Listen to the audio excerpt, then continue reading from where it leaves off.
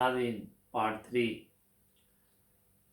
Germany जो सफ़र किया तो मैं क्या वो अज फिर गलबात करनी। जर्मनी जो पहुंचे तो उत्थे तुहानू पता सब तो बड़ा मसला फिर होंदा रोज़गार का, ज़बान की भी प्रॉब्लम और भी मसाइल सी। फिर एक दोस्त सी फयाज साहब वफात पा चुके, अल्लाह ताला उन्होंने जन्नत फिरदौस जगह दे, हर बंदे की मदद करते सी। लेकिन उन्होंने बड़ा काम किया। मेरा वो सब तो पहले ट्रेनों का कार्ड बनाया, उन्होंने सीसी कार्ड उन्होंने कहते हैं, तो उदों भी कहते सी, हुण भी सीसी कार्ड ही कहते हैं। तो वो एक जगह मैनू काम ते लैके गए कि इत्थे तेन काम लवाने। उत्थे जर्मन खड़ा सी, उन्हें कहा जी तो इसका पासपोर्ट दिखाओ। उन्हें सीसी कार्ड कढ़ के ना ट्रेन वाला जरा सी बसा वाला वो अगे रखता। वो कहता है तो ट्रेनों का कार्ड है। वो व्यासा कहते हैं यही है सब कुछ है, इस टाइम होर कोई शै नहीं देखो है। वो जनाब मेरे नाम के उत्ते काम मिल गया मैनू। मतलब मेहनत ही सी करनी पैंदी, मगर 3-4 घंटे काफ़ी अच्छे गुजर जाने, इनकम भी शुरू हो गई। हैम्बर्ग का एक एरिया सी बिल स्टेट, उत्थे रहने का मौका मिलिया। 5-6 लड़के होर भी सी नाल रहिंदे, कट्ठे ही खाना पकाना, कट्ठे ही अच्छी कंपनी सी वाली। उन्हां चों एक लड़का पाकिस्तान तो आया दा सी, सियालकोट दा सी। उन्हें जिहड़ी गल होनी उन्हें कहना मैं करोड़पति हाँ। असीं कहना यार करोड़पति इहदे रहण ते साडे नाल इंडिया या तो किते जाके महल च रहिंदा। खैर असीं कट्ठे खाना पकाना, उन्हें अपना अलहदा कर लिया। उन्हें जनाब जो अलहदा असीं भी मुंडे सी उदों यंग सी, शुगल मुगल लाई रखी दा सी। असीं अलहदा हुण पकाना। एक दिन असीं देखिया उन्हें ना बड़ी मुर्गी शुर्गी बनाई दी।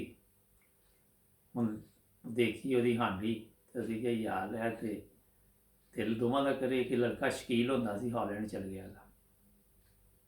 उन्हें एक बोटी विचों कड्ढी, कढ़ के ते जनाब ला खा गया।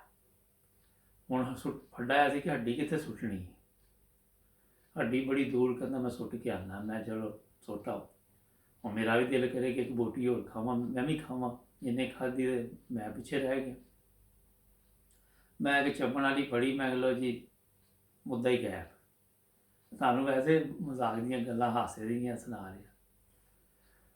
अच्छा वो लड़का वापस आया, आके तो कहता पिछों 2 बोटियां गैप ने। बड़ा मसला बनया। ਉਹਦੇ ਕੋਲ बड़ा जान जून छुड़ाई भी हाल है तो गिन के जाता बकायदा तौर पर। कहता मैं करोड़पति ही। असीं तो सोचा सी कि करोड़पति है, 2-4 बोटियां का इन्हों पता नहीं चलना।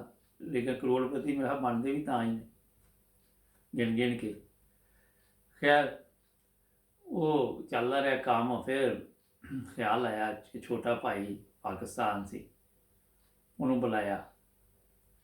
फिर असीं दोवां ने काम शम किया। फिर दूजे भी हौली हौली सारे भाई अल्लाह के फजल नाल उत्थे बुला लए। 91 च वाल साहब भी आ गए, सिस्टर भी आ गई। तो फिर हैम्बर्ग तो एक जगह सी शिलिसवेग, उत्थे मेरी ट्रांसफ़र हो गई। उत्थे मैं कोई 8 साल रहा। उत्थे जिहड़े दफ्तर वगैरह सी भैन जी सी जां यार दोस्ती ने, होम ऑफिस है, भावें जॉब सेंटर है, भावें डॉक्टर है, कोई भी है ना, बड़ी इज्जत अल्लाह ने दी उत्थे। बेशुमार खिदमत करने का ही मौका मिलिया। फिर जिन्हों की खिदमत की वो शिकायतां भी साडियां लाण लग पे। मैं चलो कोई गल नहीं, क्योंकि जिस नेकी करनी है ज़ाहिर उन्हें कोई ना कोई मुसीबत पानी होंदी है ना। अच्छा वो फिर एक मेरे दोस्त होंदे सी एहसानुल्ला चीमा साहब, बेचारा उत्थे गया सी पोलैंड ते एक्सीडेंट च फौत हो गया। वो एक रेस्टोरेंट च काम करदा सी। एक दिन आया तो मैनू कहता कार्ड है तो तुसीं याद कर सकते जे। मैं क्या दिखाओ।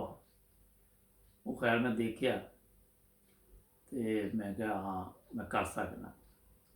खैर उत्थे पिज़्ज़ा बेकर की जॉब मिल गई। मगर मैं कुदरती चीज़ है कि कोई भी काम करना तो मैं कहना कि वह हर चीज़ सीखो। मैं फिर पूरा वो काम सीखिया वह पहले।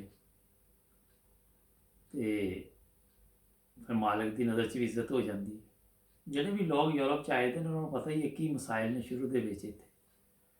ਮੈਂ ਅਮਰੀਕਾ ਵੀ ਗਿਆ, ਉੱਥੇ ਲਾਹੌਰ ਹਾਈ ਕੋਰਟ ਦੇ ਵਕੀਲ ਸੀ, ਉਹ ਵੀ ਗੈਸ ਸਟੇਸ਼ਨ ਤੇ ਪੈਟਰੋਲ ਭਰ ਰਹੇ ਸੀ। ਇੰਝ ਹੀ ਸ਼ੁਰੂ ਦੇ ਵਿੱਚ ਹਾਲਾਤ ਹੁੰਦੇ ਨੇ।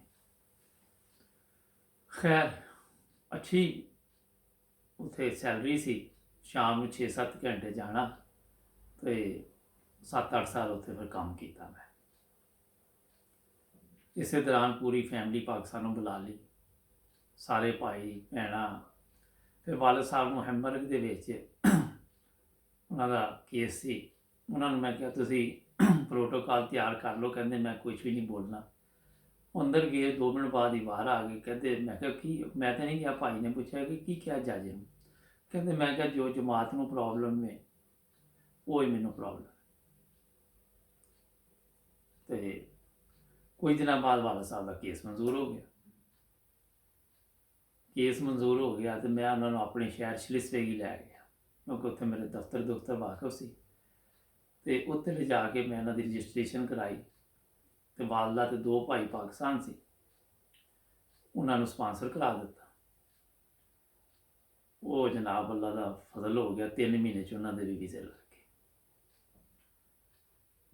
ਗਏ। ਉਹ ਜਦੋਂ ਇੱਥੇ ਪਹੁੰਚ ਗਏ ਜਰਮਨੀ, ਤੇ ਹੋਮ ਆਫਿਸ ਦਾ ਖਾਤਾ ਆ ਗਿਆ ਕਿ ਤੁਹਾਡੇ ਵਾਲਦ ਸਾਹਿਬ ਨੂੰ ਜਿਹੜਾ ਪਾਸਪੋਰਟ ਮਿਲਿਆ ਵਾ ਉਹ ਗਲਤ ਹੈ, ਕਿਉਂਕਿ ਇਹਨਾਂ ਨੂੰ ਪਾਸਪੋਰਟ ਵੀ ਮਿਲਿਆ ਗਾ ਤੇ ਉੱਧਰੋਂ ਇਹਨਾਂ ਦੀ ਪ੍ਰੋਟੋਕਾਲ ਵੀ ਫਰਵਾਰਟਿੰਗ ਕਰੀ ਹਾਈ ਕੋਰਟ 'ਚ ਆਈ ਦੀ।